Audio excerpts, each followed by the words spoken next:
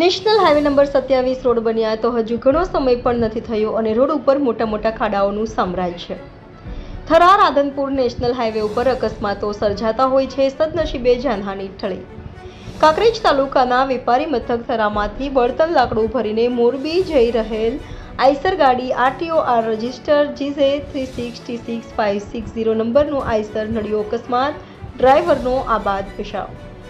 પ્રાપ્ત માહિતી મુજબ જાણવા મળેલ કે આઈસાર ગાડી લાકડું ભરીને મોરબી તરફ જતા ઊણ ઓવરબ્રિજ ઉપર આગળ જતી ટ્રક RJ 19GE3907 ટ્રક ગાયો બચાવવા પાછળથી ઘૂસ્યું.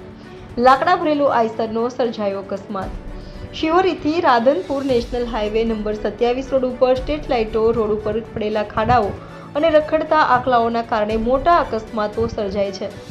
કાંકરેજના Tharad Radhanpur national highway number 27 road ઉપર રખડતા ઢોરોને કારણે અવારનવાર અકસ્માતો સર્જાય છે. નેશનલ હાઈવે ઓથોરિટીની ઘોર બેદરકારી સામે આવી રહી છે. રખડતા ઢોરોના કારણે નાના મોટા વાહન ચાલકો અકસ્માતનો ભોગ બને છે.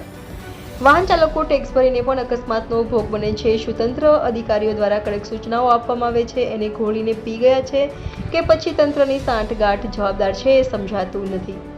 શું આ ડિફિજન કંપનીવાળાઓને નેશનલ હાઈવે ઓથોરિટીના નિયમોની ખબર નહીં હોય કે પછી પોતાની મનમાની મુજબ ચલાવવામાં મશગુલ છે?